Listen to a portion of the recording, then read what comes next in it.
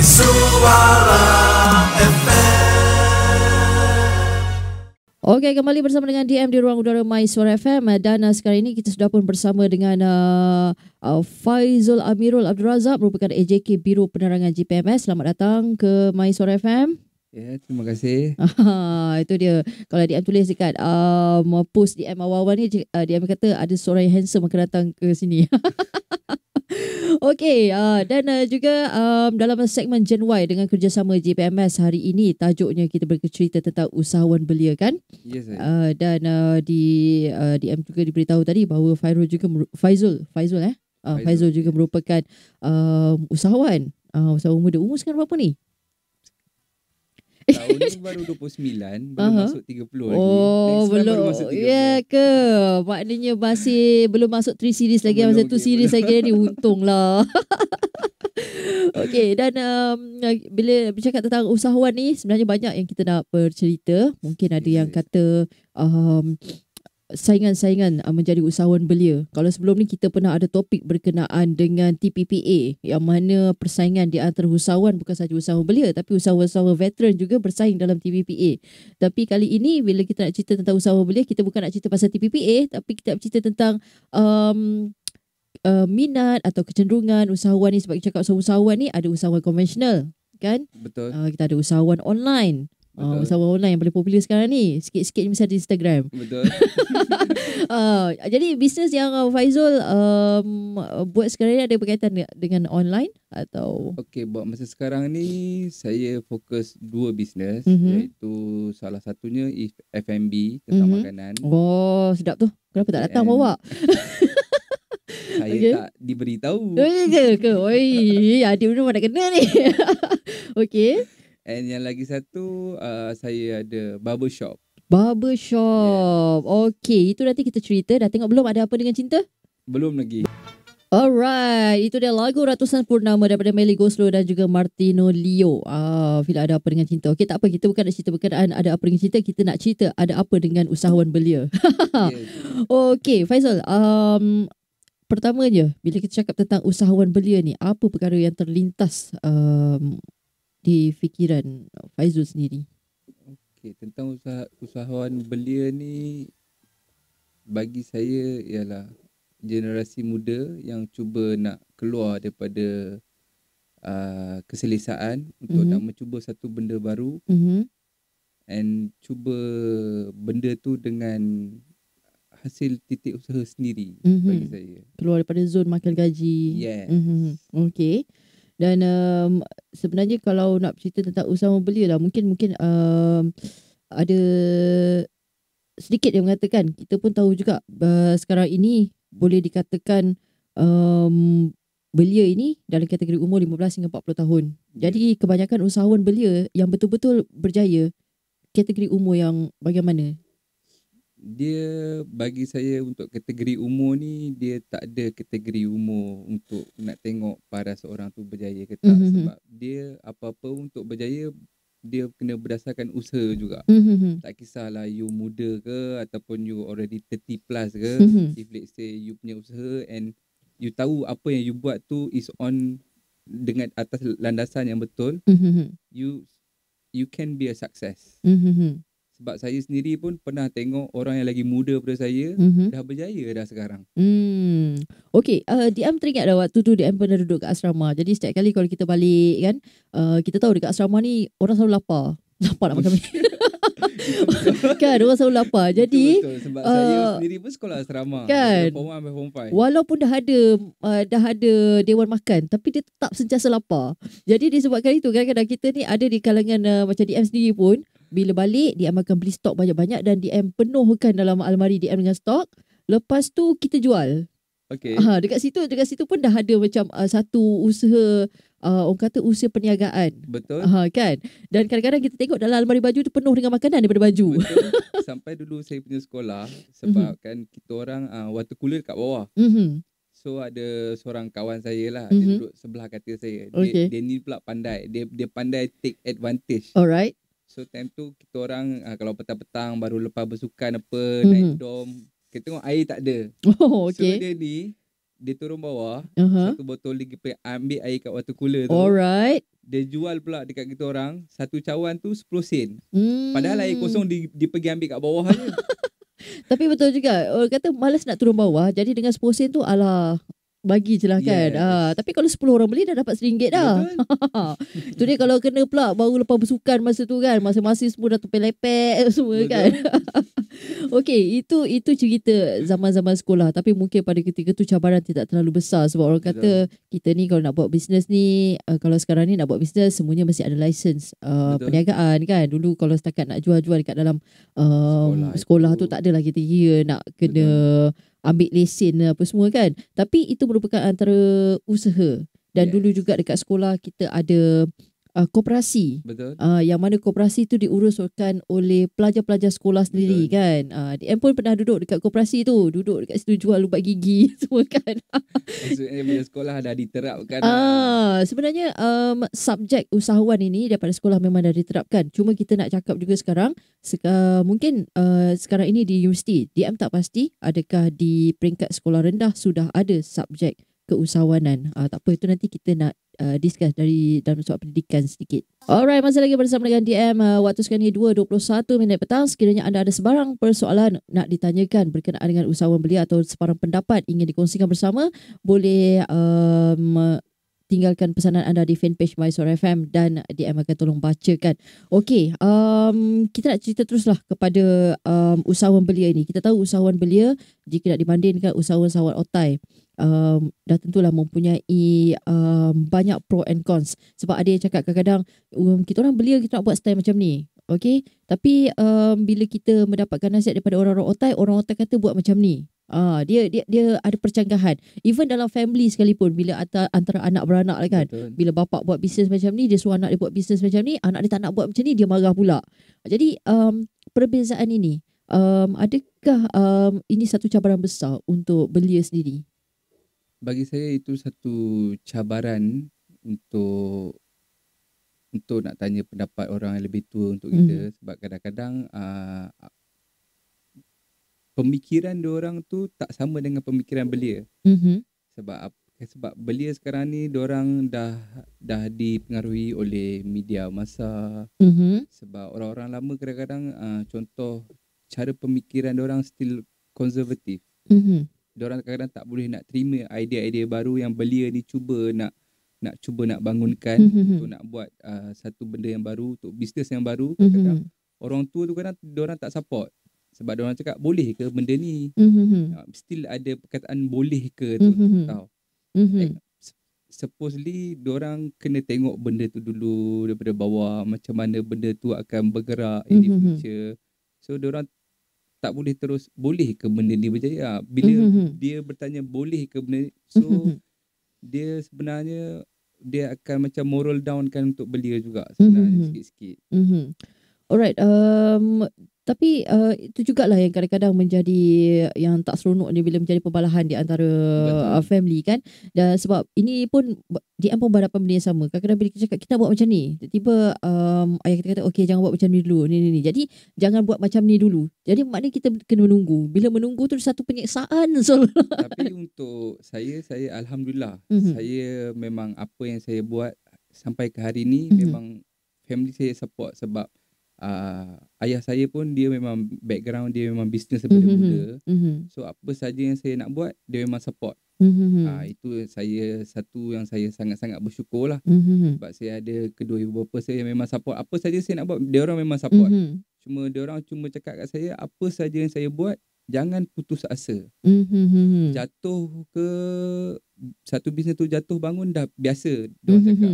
Cuma jangan putus asa. Cuma bila dah jatuh tu kena cari jalan untuk naik balik. Okey. Dan ayah DM pernah pesan macam ni lah. Dia kata dia dah berniaga dekat 20 tahun. Tapi dia kata dia masih belum pandai berniaga dan dia masih lagi belajar. Betul. Dan orang kata berniaga ini adalah satu pembelajaran sepanjang hayat. Sebab risiko yang kita hadapi setiap hari orang kata berniaga ni, apa-apa saja risiko kita kena fikir setiap hari. That's why dalam company pun kita ada Department Risk Management. Yes. Kan.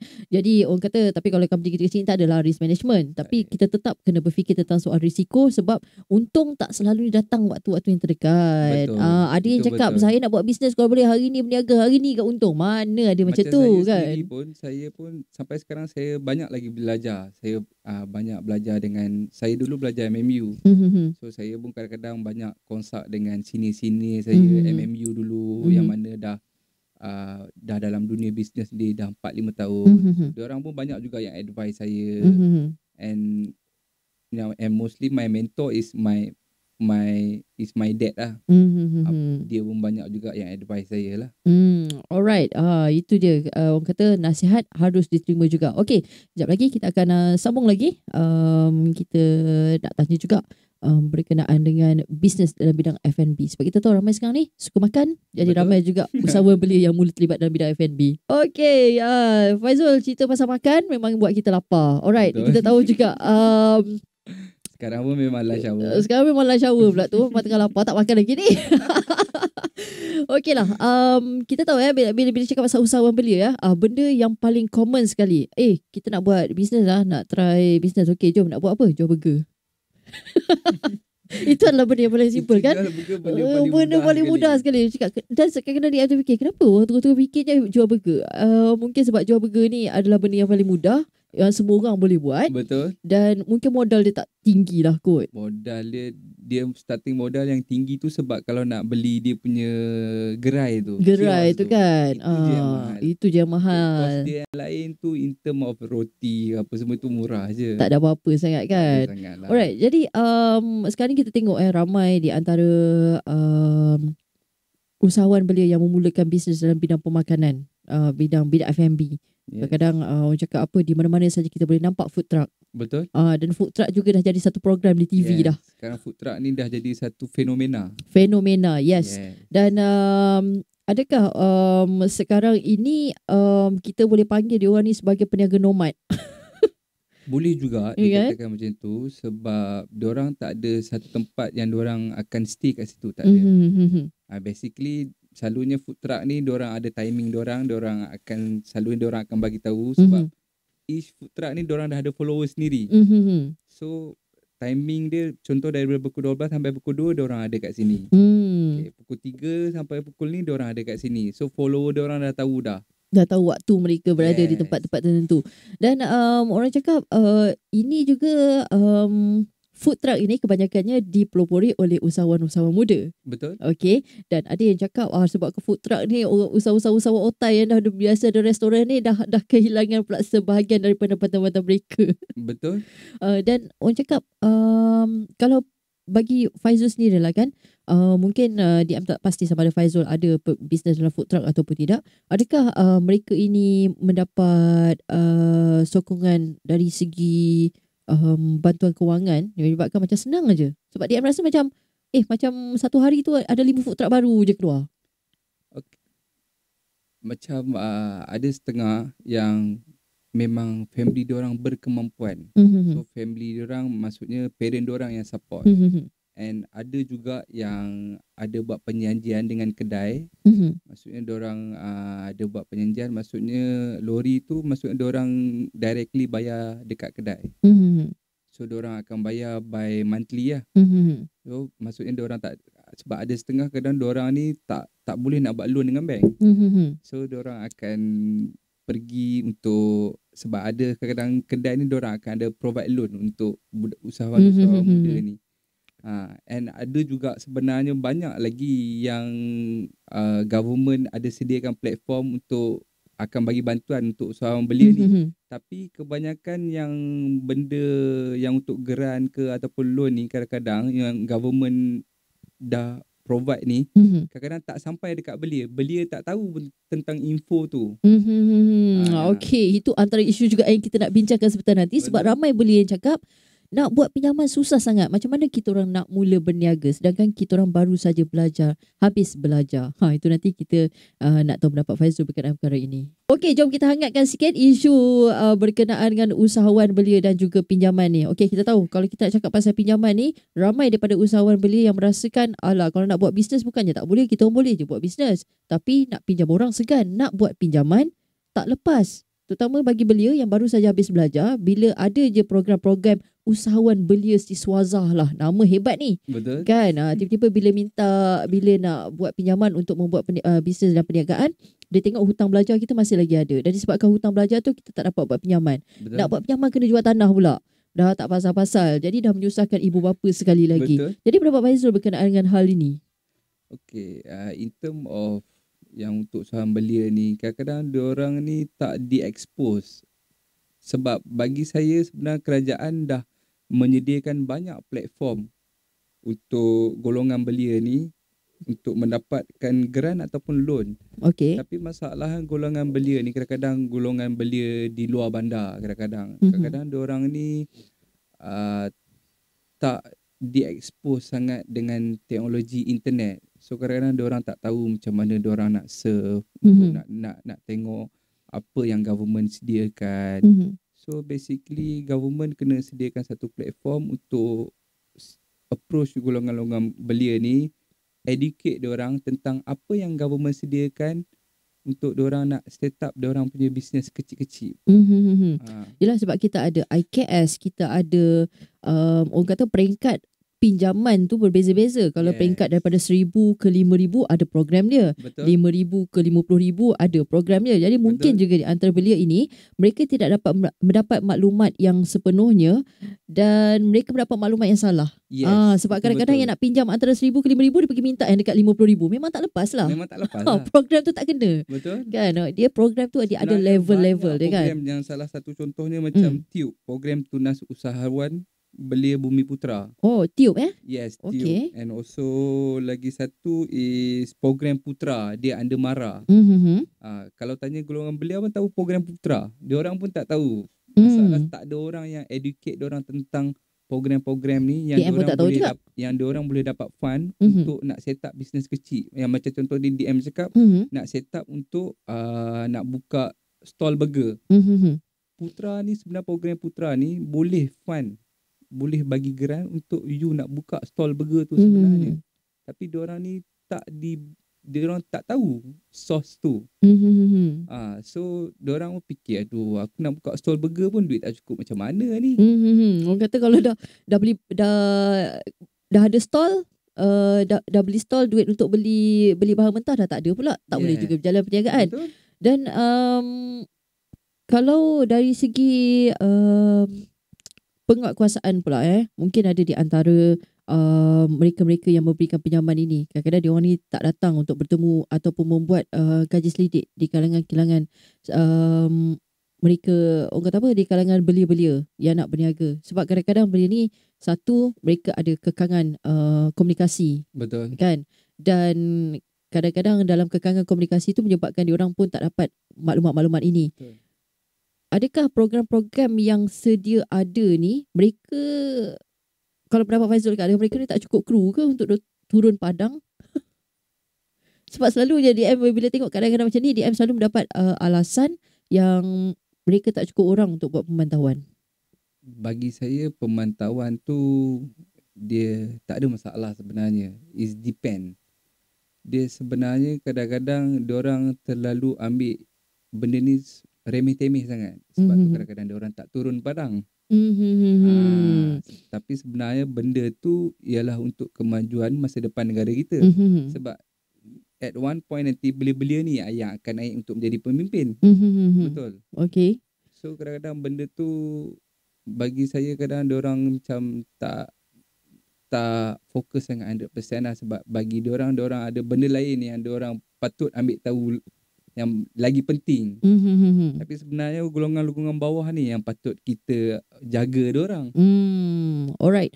Dan itulah bila kita cakap ramai juga yang kata kerajaan ada banyak dana untuk diberikan kepada belia, tapi Betul. belia tak datang minta dana itu daripada kami. Ini pun satu isu juga ni. Tapi kejap lagi And kita lagi satu yang betul-betul ada satu skim ni untuk belia yang betul-betul baru nak start, ialah skim pemulaan usahawan Bumiputera ataupun short form dia SUPERB.